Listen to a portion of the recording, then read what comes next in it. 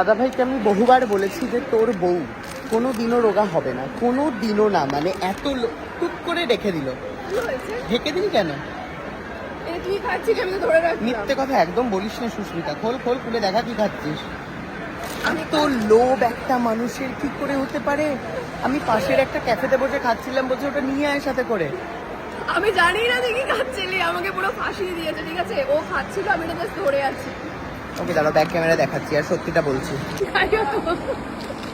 বাবা খুব ভালো, খা।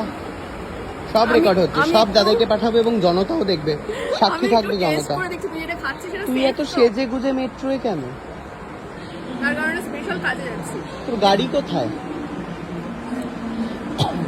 তোর গাড়ির সাথে আমার গাড়ি প্রেম করতে বেরিয়েছে। যাই হোক, তো হচ্ছে সুস্মিতা মেট্রো স্টেশনে দাঁড়িয়ে ফ্রেঞ্চ ফ্রাই খাচ্ছে আর আমরা দুজন যাচ্ছি একটা বিশেষ কাজে।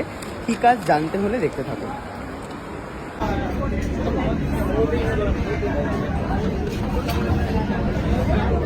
আমাকে কেমন দুস্থর মতো দেখতে লাগছে না?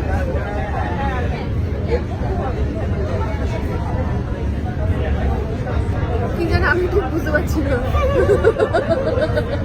ইনস্টাগ্রাম খুলে ফটোটা দেখো, ঠিক আছে? দেখ দেখ।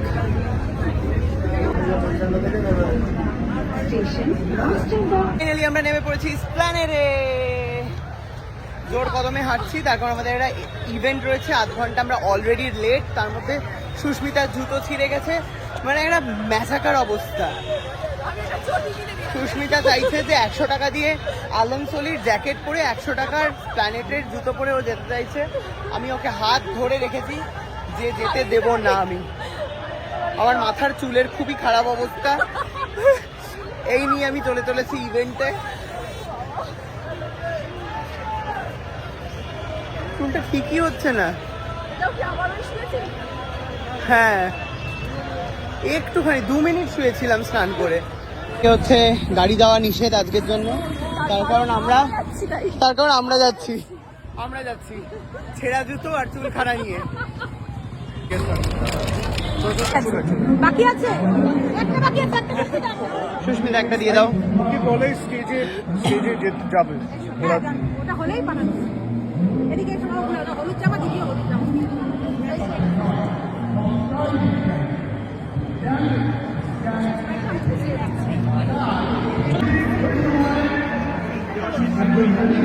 যার জন্য এখানে আসা সেটা হচ্ছে এই এক্সিবিশনটা।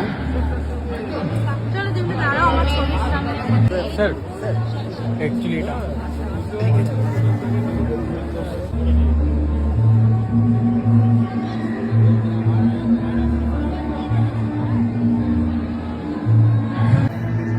এত সুন্দর সুন্দর হাতের কাজ সবাইকার, ভীষণই ভালো লাগছে।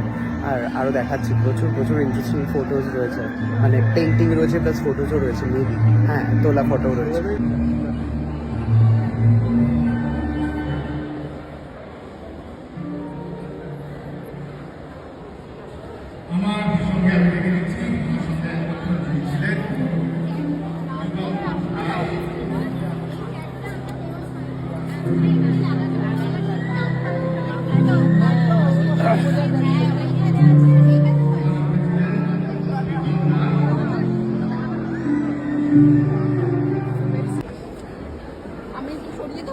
না না ঠিক আছে, খুব সুন্দর লাগছে।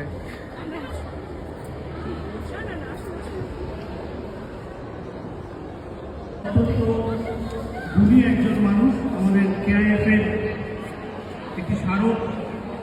আমরা ওই শিল্পী ও সব বললে তো হবে না, আর ভাস্বরদাকেও শিল্পী হিসেবে সবাইকে।